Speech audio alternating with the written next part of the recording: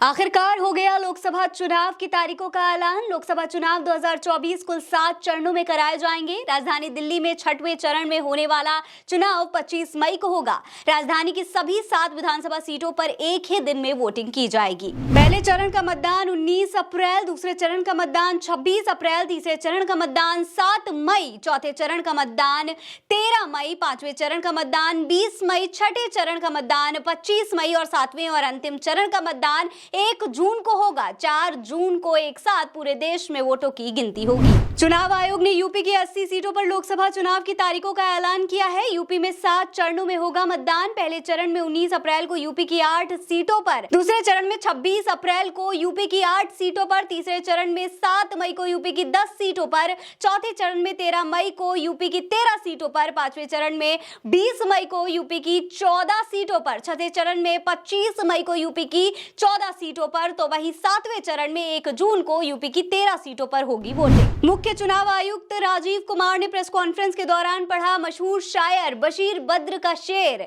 बजने लगी तालियां, कहा दुश्मनी जमकर करो लेकिन ये गुजारिश रहे कि जब कभी हम दोस्त हो जाएं तो शर्मिंदा ना हो। अधूरी हसरतों का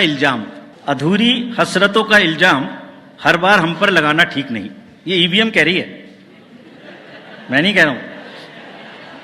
अधूरी हसरतों का इल्जाम हर बार हम पे लगाना ठीक नहीं।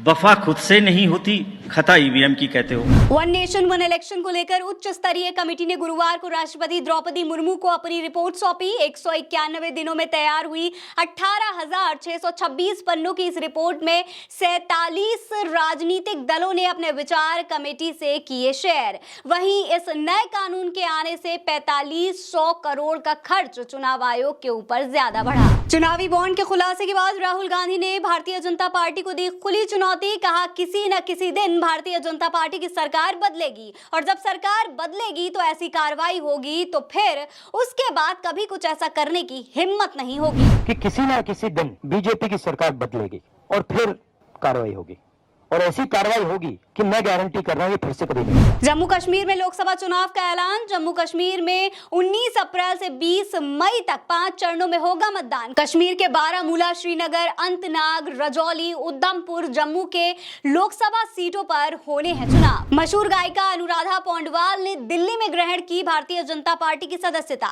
सिंगर ने राम मंदिर की प्राण प्रतिष्ठा के दौरान गाया था भजन। बॉलीवुड के बाद अब वो चुनावी दंगल में आजमाएंगी अपनी किस्मत। मुस्लिम लीग के बाद केरल सरकार ने भी सीएए के खिलाफ सुप्रीम कोर्ट में दायर की याचिका, रोक लगाने की मांग। केरल सरकार ने कहा कि सीएए कानून को लागू करने में 4 साल की देरी हुई है। इसका मतलब ये है कि इस कानून को लागू करने की तुरंत आवश्यकता नहीं है और इस आधार पर ही सीएए पर रोक लगाई जा सकती है। सपा ने जारी की लोकसभा उम्मीदवारों के नामों की 5वीं लिस्ट, 6 नामों का किया ऐलान। आजमगढ़ से लड़ेंगे धर्मेंद्र यादव, तो वहीं गौतम बुद्ध नगर से डॉक्टर महेंद्र नागर, मिश्रिक से मनोज कुमार राजवंशी, सुल्तानपुर से भीम निषाद, इटावा से जितेंद्र दोहरे, तो जालौन से नारायण दास अहिरवार हैं उम्मीदवार। तो दोस्तों, ये है तमाम आज की बड़ी खबरें। ऐसी ही और बड़ी खबरों के लिए देखते रहिए उल्टा चश्मा यूसी। नमस्कार।